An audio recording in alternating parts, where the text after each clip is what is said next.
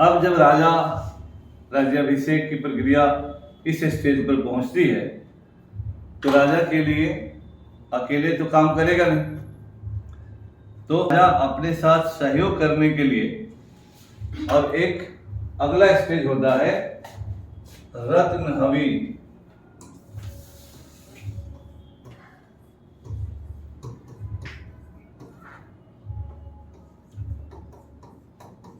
जग या रत्न हवि स्त्री है ना, रत्न हवि स्त्री या जग करेगा। ये जग जो है इसका प्रोसेस अपने लिए वह सहयोगी मंत्रियों को चुनने की प्रक्रिया है। इस जग से चुने गए मंत्री ही रत्निन कहलाए, है ना, इन्हीं को कहा गया रत्निन, या यानी रत्न हवि यज्ञ के द्वारा या through the process of ratna havi the persons who were selected to assist the ruler the king they were called ratnin. जो राजा को सहयोग करने के लिए चुने गए वो रत्निन कहलाए। और इस यज्ञ के द्वारा चुने हुए लोगों को राजा अपने अनुकूल बनाता था, अर्थात they should play a supporting role to the ruler, they should support the ruler in the king।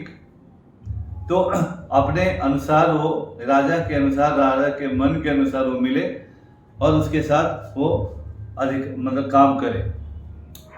और कहीं कहीं इनको राजकर्ता भी कहा गया है, कहीं कहीं राजकर्ता, या जैसे एक राजकर्ता आदमी होता था तो जब राजा आसंदी पर बैठेगा तो यही घोषणा करता था राजा के बारे में, राजकर्ता। अथर्ववेद में 6 राजकर्ताओं का जिक्र है। अथर्ववेद में सूत्र, रथकार, कर्मार,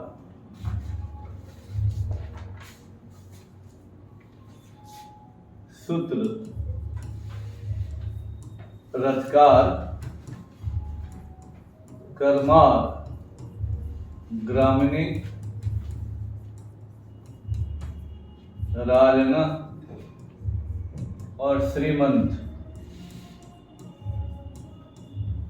है ना। तो अथर्ववेद में इतने ही, लेकिन तैत्तरीय ब्राह्मण में 12 रत्नियों का जिक्र है ना। तैत्तरीय ब्राह्मण में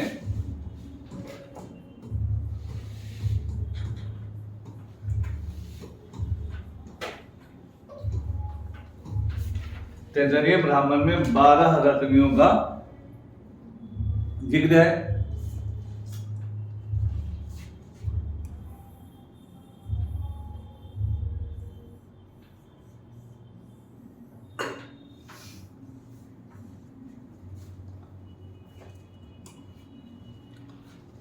उसमें जो है सबसे पहले ब्राह्मण, पुरोहित, फिर है राजन्य, ब्राह्मण है, राजन्य है, राजन्य क्या मतलब सजात राजा, मतलब इनके जो निकट संबंधी हैं। महिषी, रानियों में जो मुख्य रानी पटरानी कहलाती थी, महिषी थी। वावादा यानी प्रिय रानी, परिवृत्ति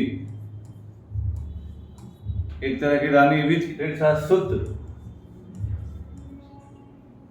सुत का मतलब हुआ गवाध्यक्ष या सारथी। फिर था सेनानी, हालांकि नॉर्मल में सेनानी पहले स्थान पर रहेगा, है ना, सेनानी। फिर होगा ग्रामीणी,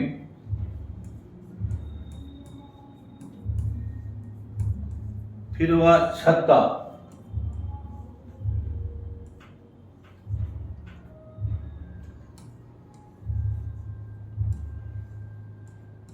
है ना, छत्ता यानी गवारिक। फिर हुआ संग्रहिता,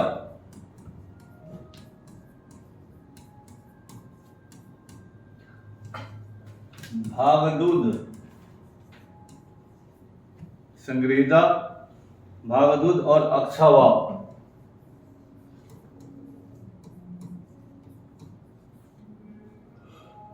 है ना। संग्रहिता का मतलब होता है कोषाध्यक्ष और भागदूध मतलब राजकीय करों को संग्रहित करने वाला, वसूलने वाला, संचित करने वाला। और अक्षावाप एक तरह से आय व्यय का गणना करेगा, यानी अकाउंटेंट ट्रेजरर टाइप का आदमी होगा। शतपथ ब्राह्मण में दो और है। शतपथ ब्राह्मण में बोनी कर्तन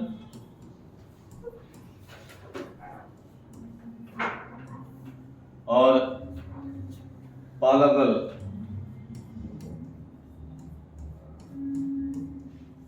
शतपथ ब्राह्मण को मिला देने पर 14 हो जाता है। बोनी कर्तन का मतलब होता है गवाध्यक्ष, गायों का अध्यक्ष, और पालकल का मतलब हुआ दूत। इसमें नियम था कि राजा जिस ऑर्डर में जिसके पास जाएगा, यानी सबसे पहले जिसके पास गया, रत्न में नंबर 1 स्थान उसका हो, है ना। तो राजा के इस पूरे सिस्टम में जो जिस ऑर्डर में राजा जिसके पास जाएगा उसका ऑर्डर वही हो, है ना। जनरली सेनानी के पास राजा पहले जाता था। ये मंत्रिमंडल तैयार हो गए, राजा सारे गुणों से अभिषिक्त हुआ, मंत्रिमंडल तैयार हुआ। अब जो है अनाउंसमेंट, फॉर्मल अनाउंसमेंट होगा कि हाँ अमुक आदमी अब भारत के प्रधानमंत्री हो गए, और उसके लिए फिर और भी शपथ लेना होगा, है ना। तो इसके अलावा भी और भी छोटे छोटे बहुत सारे व्रत होते थे, जहाँ पुरोहित उनको विभिन्न व्रतों में, यानी मोरल रिस्पॉन्सिबिलिटीज के सिस्टम में बांधते थे। क्योंकि अब राजा हो रहे हैं, अब प्रैक्टिकल चाहे जो रही, थ्योरेटिकल आपके इर्द गिर्द बहुत सारे कैसे मंत्री विधायक सब शपथ लेते हैं और घरे जाकर उस सबको धज्जी उड़ा देते हैं, है ना। या अधिकारी ही शपथ लेते हैं ईमानदारी का और सबसे बड़ा भ्रष्ट हो जाते हैं। अब इसके बाद जो है सब काम करवा के अब सबके सामने आएंगे लोग, चारों वर्ग के लोगों को बुलाया जाएगा, ब्राह्मण, क्षत्रिय, वैश्य और शूद्र, चाहे जितना भी हो वो आएंगे, सामने रहेंगे वो लोग। तो सभी वर्गों के प्रतिनिधि आएंगे ताकि सबको लगे कि nobody has been left out, और जो काम कर रहे हैं हम सबके सामने कर रहे हैं, है ना। और सभी वर्ग के अपने समाज के लोगों को सामने कर रहे हैं। और फाइनल शपथ लेगा राजा। राजा कहेगा जिस रात्रि को मेरा, इस शपथ देखिए कितना इंपॉर्टेंट, जनता को राजा अपने शपथ के द्वारा कॉन्फिडेंस मिलेगा कि जनता अब राजा में पूरी तरह से ट्रस्ट करे। राजा जनता के लिए ही अब है ना। कहेगा कि जिस रात्रि को मेरा जन्म हुआ, जिस रात्रि को मेरा जन्म हुआ और जिस रात्रि को मेरी मृत्यु होगी, जिस रात्रि को, मतलब उसको लग रहा है रात में मरे, तो जिस रात्रि को मेरा जन्म हुआ और जिस रात्रि को मेरी मृत्यु होगी, इन दोनों के बीच में जो मेरा यज्ञ फल, दानादि इत्यादि पुण्य है, छूटेगा तो वीडियो देखकर लिखिए, वीडियो का भी व्यूअरशिप जाना चाहिए। यज्ञ फल और दानादि पुण्य है जो मेरा लोक में, इस संसार में धर्म, आयु और प्रजाएं हैं, वे सब नष्ट हो जाए यदि मैं तुमसे द्रोह करूं। सब नष्ट हो जाए यदि मैं तुमसे द्रोह करूं। ये ऐतरेय ब्राह्मण में वर्णित है।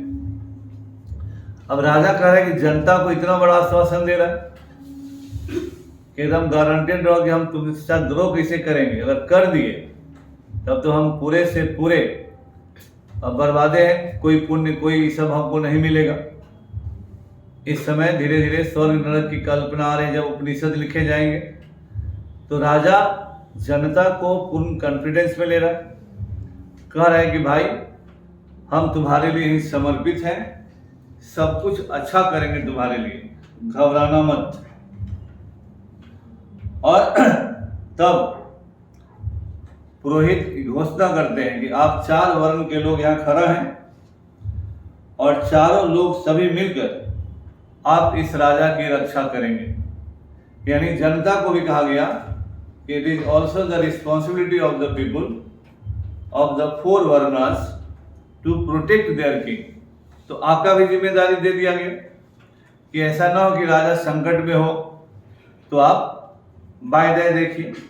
इसीलिए जब राजा को कर या पैसा का घटेगा तो लोग बोलेगा ना, उस समय बोले थे ना कि राजा की रक्षा करेंगे, तो राजा अभी वित्तीय संकट में तो टैक्स कौन देगा, लाओ थोड़ा टैक्स। फिर युद्ध लड़ना है, सैनिक की कमी, तो बोलो चलो लड़ने राजा संकट में, तो आपके साथ भी रिस्पॉन्सिबिलिटी अटैच कर देगी।